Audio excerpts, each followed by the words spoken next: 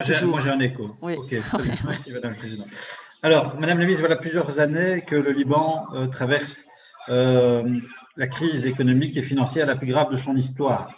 Et au cours des 12 derniers mois, et même un peu plus, je dirais des 18 derniers mois, la situation du pays s'est encore aggravée, du fait d'abord de la crise sanitaire et de ses conséquences, puis en raison de l'explosion survenue en août dans le port de Beyrouth. Et cette catastrophe fut évidemment le révélateur ultime de quelque chose qui était dénoncé depuis déjà l'automne 2019 par la population libanaise, toute Meneer profession Benachour, confondue. Oui. il y a un problème parce qu'il y a deux commissions en Ah même oui, en temps. fait, je suis aussi connecté en finance sur mon Oui, téléphone, mais je vais aller. oui, mais les Je interprètes vais ne faire ça. savent pas Je suivre, vais aller donc faire il ça, Madame la faut. traductrice. Oui, oui, tout à fait. Une Oui, seconde. ça va, merci.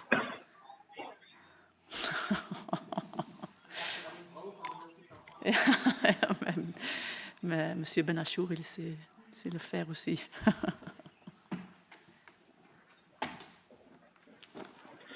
Voilà.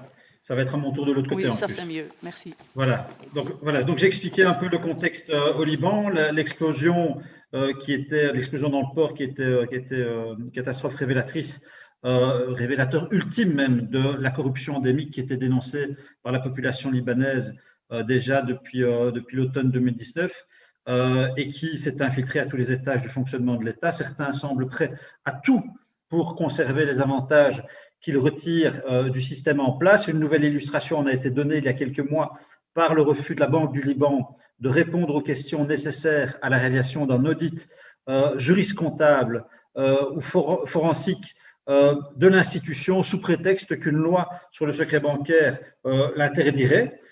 Et depuis, le dossier est à l'arrêt.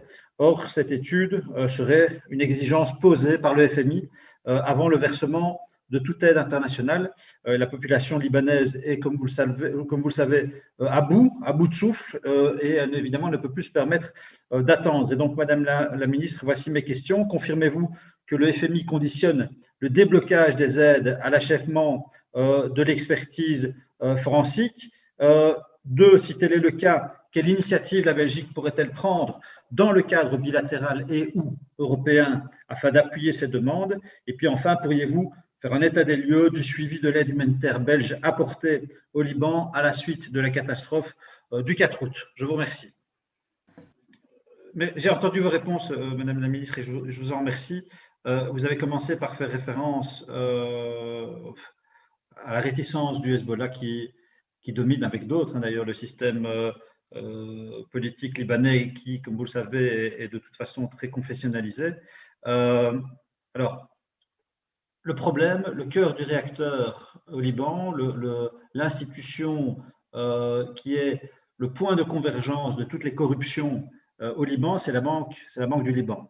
Et la Banque du Liban, elle est dirigée depuis plusieurs décennies par Riyad Salameh, qui n'est pas un ami du Hezbollah, qui n'est pas un ami du président Aoun non plus. Donc, je nuancerai un peu cet élément de votre réponse. Alors, le système confessionnel du Liban, il est arrivé à bout.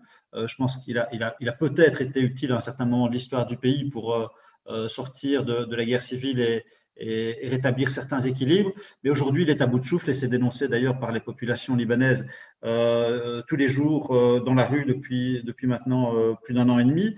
Je crois vraiment que là aussi, à travers les politiques de coopération, nous avons des leviers pour exiger précisément et à mon avis préalablement la reprise de l'audit de cette Banque du Liban. Et je rappelle que le cabinet international Alvarez a renoncé à sa mission d'audit précisément en raison de la mauvaise volonté qu'il imputait à la Banque du Liban et particulièrement à son directeur Riyad Salameh. Donc je pense qu'il faut augmenter la pression parce que c'est quand on arrivera ou quand on permettra à cette institution de faire toute la transparence sur son fonctionnement qu'on commencera à pouvoir parler de rétablissement de l'état de droit et de lutte contre la corruption au Liban, qui est une démocratie fragile dans une région, comme vous le savez, très complexe. Je vous remercie.